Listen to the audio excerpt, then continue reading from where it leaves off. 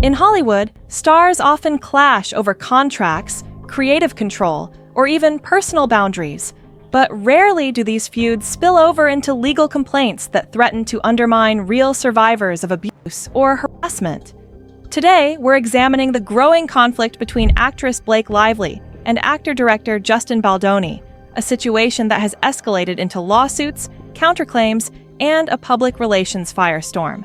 Critics say Blake's accusations, and the way they've been contradicted by leaked texts, on-set footage, and insider accounts, could harm women who face genuine harassment, making it harder for them to be believed. Could one high-profile feud unravel years of progress in believing women's stories?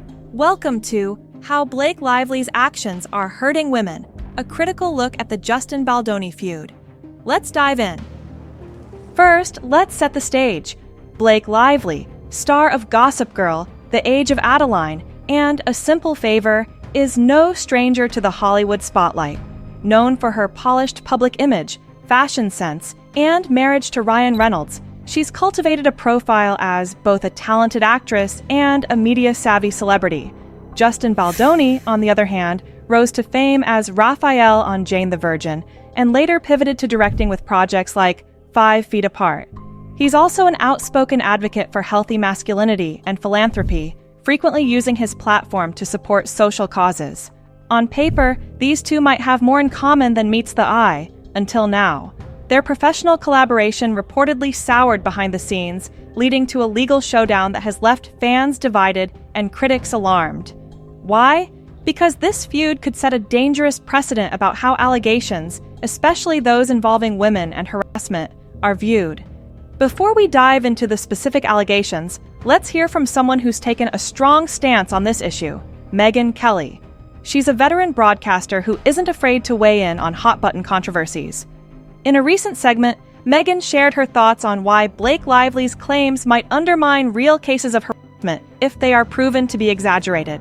Let's take a listen.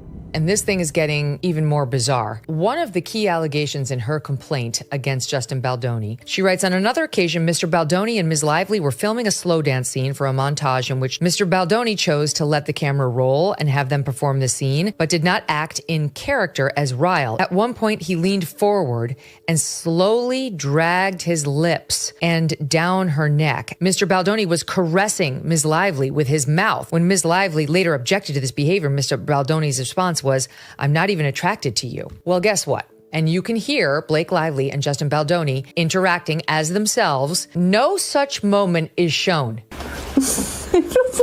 They're acting like lovers. And my nose is so big. That's her big harassment moment. They are playfully acting. She's completely flirtatious with him. He is flirtatious back, but they're talking about their spouses. She doesn't say, "Oh my God, you nuzzled me and said that I smell good." She, time and time again, she accuses him of doing something, which then when you hear the full context, she said, he came in my trailer while I was breastfeeding. Well, then he produced the text messages showing her saying, "I'm breastfeeding, come on over." She accused his producing partner of showing her pornography, absolutely non-pornographic. Can't see any body parts. You can just see that two people clearly are in a bathtub holding their baby. You tell me whether that's what that looks like to you. She wants us to believe this is actionable harassment, what we just witnessed there, where she filed her lawsuit against him, saying this is all retaliatory and asking the court to shut him and Brian Friedman up because they're trying to try this case in the media. The only reason this whole thing got started before she filed the lawsuit, she clearly cooperated with the New York Times to leak the whole thing. Indeed, that's, Brian argues, the reason she went and filed the complaint with the Human Rights Division. She alleges that she's a Me Too victim there. That's absurd. I will happily participate in releasing any further leaks that they have. What does she have to fear if she's telling the truth? Megyn Kelly points out a key concern. If Blake's narrative is found to be overblown or strategic, then it could cast doubt on legitimate claims from women who experience real harassment. Every false or exaggerated accusation becomes ammunition for skeptics who say, "Look, here's another high-profile case that fell apart. Why believe the next one?" And that's precisely the danger Megyn Kelly is warning us about.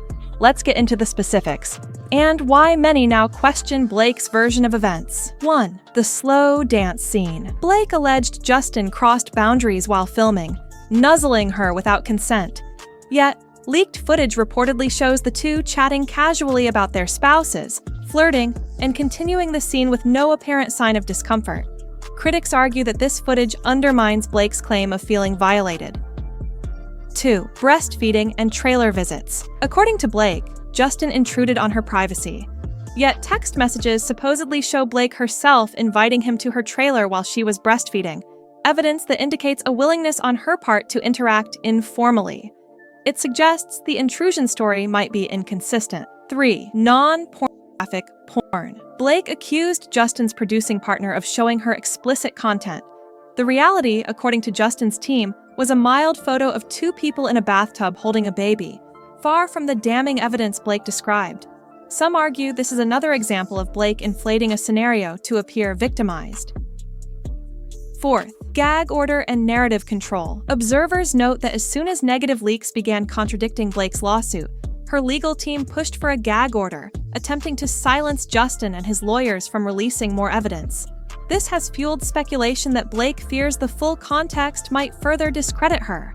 From these points, many are left to wonder, is Blake misrepresenting events for personal gain, image control, or some other motive? While we can't say definitively until all evidence is public, the emerging picture casts serious doubt on her claims.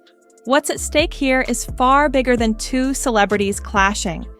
As Megyn Kelly highlighted, every questionable accusation in a high-profile case can damage the credibility of legitimate survivors of harassment or abuse. Here's why. Erosion of trust. When an A-list actress's allegations don't align with the evidence, the public grows more skeptical about future claims, even if those claims come from women who genuinely need support and belief. Weaponizing Me Too. The movement that encouraged survivors to speak up risks losing steam if people feel it's being exploited for personal or professional advantage. Media distraction. Sensational celebrity scandals can eclipse real stories of abuse. Instead of focusing on systemic issues, the public gets sucked into a he said, she said narrative. In other words, if Blake is indeed inflating or misrepresenting her experiences with Justin Baldoni, the ripple effect could harm women who rely on public empathy and the credibility of movements like Me Too. Countless women's advocacy groups have fought tirelessly for laws, policies, and social changes that protect survivors. High-profile controversies like this can set those efforts back, especially if they confirm skeptics' worst suspicions that some celebrities use victimhood as a PR tactic. Ultimately, the Blake Lively-Justin Baldoni saga is still unfolding. More evidence, court documents, or direct testimony may come to light.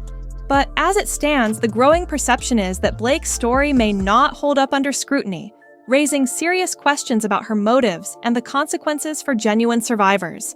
If Blake is indeed leveraging a distorted narrative, that choice could damage the trust we've built for real victims to come forward without backlash. And for women who already struggle to be heard, every false or exaggerated claim is a setback they can ill afford. Blake Lively's personal reputation isn't the only thing on the line. So is the broader conversation about harassment, consent, and the seriousness of these accusations. Let's hope the truth emerges in a way that doesn't invalidate those who truly need justice. Now, we want to hear your thoughts. Is Blake Lively's case undermining the very women she claims to represent? Could Justin Baldoni actually be the one under attack in a distorted narrative? Tell us in the comments below. If you found this deep dive informative, please hit that like button, subscribe, and ring the notification bell to stay updated on this story and other critical issues. And be sure to share this video to keep the conversation going, because only by examining the evidence can we ensure the real voices of survivors aren't drowned out by celebrity controversy.